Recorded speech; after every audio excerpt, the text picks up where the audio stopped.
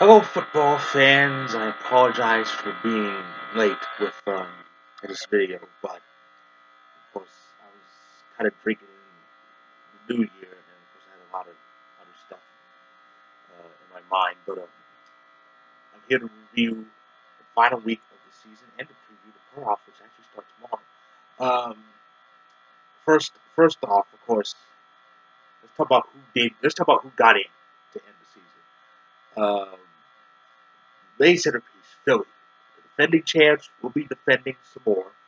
Nick Foles, even though he went out with the chest injury, he got back in there and took care of Washington, while Minnesota did what they did best in the final week of the season. Choke. And as a result, Philadelphia is back in the playoffs while poor Kirk Cousins stands there surrounded by a bunch of morons on that team. The biggest one being Thielen, who was in his face bitching to him, even though Kirk Cousins basically Thielen's meal ticket. We all know this. So congrats to Philly and to Minnesota. Well, here's to you. What else? Oh yes, Baltimore. Baltimore got the postseason. Uh, despite Pittsburgh winning against Cincinnati barely. I'll bet a bit later. Uh, all Baltimore needed to do was win to get the division, and it was pretty close. It looked like Baker Mayfield was going to pull a rabbit out of his hat, but he wasn't able to. Baltimore won 26-24, and as a result, the Ravens won the AFC North.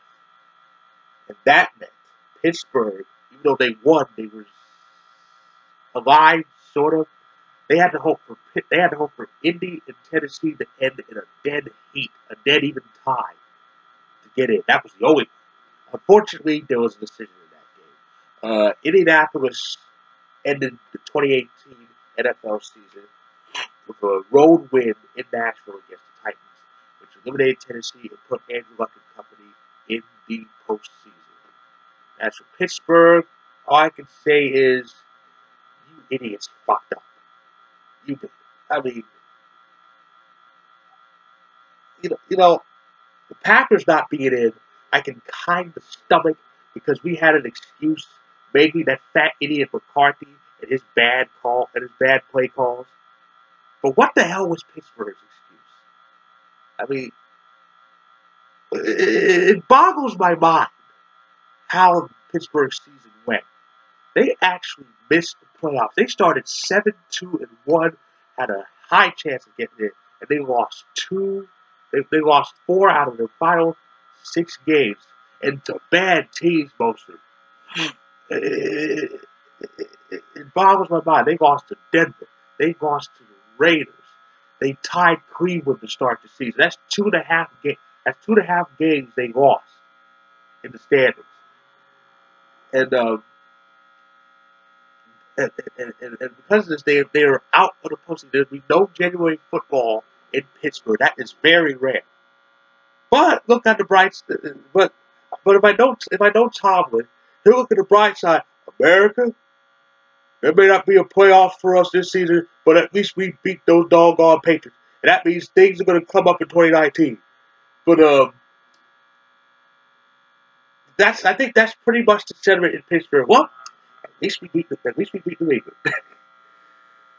But yeah, and as far as the Packers, my poor team got blasted, and Rodgers actually got injured.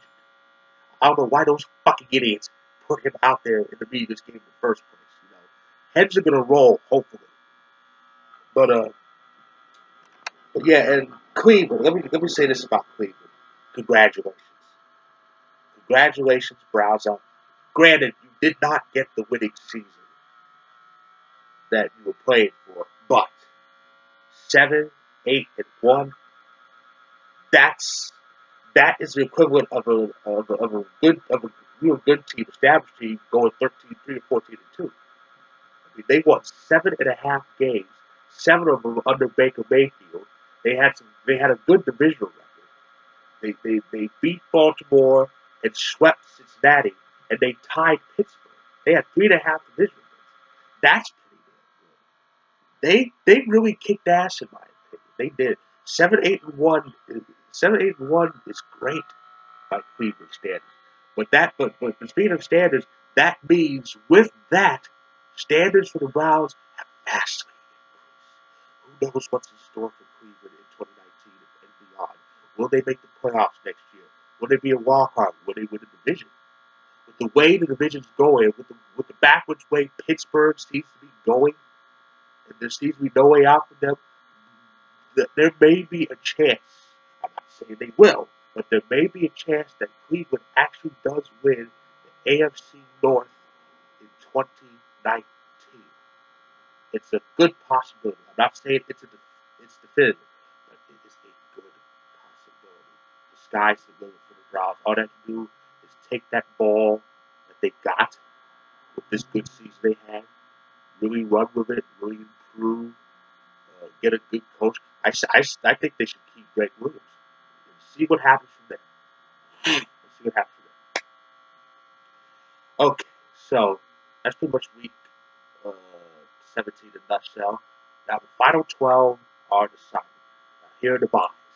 The buys in the AFC went to Kansas City. They won and got everything and got home field, and the Patriots got a bye with their win. Houston won the AFC South with their win over Jacksonville. And so that kept Indy and Tennessee from being a division championship game. Baltimore finished fourth. The Chargers locked in at fifth, and Indy at sixth. In the AFC, the wild card matchups are as follows. Indy and Houston face each other for the third time this season. The season series was actually split between the two, but Indy won the second meeting, which is interesting. I think that's going to be a close game. In the other AFC matchup, it's the Chargers and the Ravens, a rematch for Week 16, which actually saw Baltimore waltz into StubHub Center and beat the Chargers handily. Chargers had a great season. They went 12-4. And they were coming off almost making the playoffs last year despite an 0-4 start. A lot of people actually have the Chargers with the AFC. I wouldn't be surprised if that happened. I think a good bit of part of me is hoping for that all LA Super Bowl, Rams Chargers. That would be historic. But yeah, the Chargers road begins in Baltimore. They will not have a home playoff game unless Indy makes it to the AFC Championship game. So that's AFC matches. Now the NFC, the buys went to New Orleans and the Rams. New Orleans clinched everything in Week 16, so they entered Week 17 with nothing to play for because they already clinched home field. The Rams needed to win to get the other bye, and they did so. They beat the Niners handily. The Bears won their game with Minnesota, but with the Rams win, that still got the Bears at number 3. Dallas was locked in at number 4, entering Week 17. Seattle 5, Philly 6. The NFC wildcard games. It's Seattle and Dallas. Now they actually face off in regular season with Seattle actually winning, but Seattle is going to be in Dallas. Dallas won the division. Dallas won the division for the first time since 2016. We all know how that season ended. 13-3 home field, but they still lost at home. So I think they're going to kill Seattle. They got too many problems. They won't be in their quarterback. Plus Dallas has Dak and Zeke, so they pretty much have this. Of course, the other wildcard game is Eagles Bears, the main event. That's going to be that's going to be the last game of the wildcard weekend. Foles is back. Foles brought him back with that Super Bowl hangover. Won those final 3 games now in the playoffs.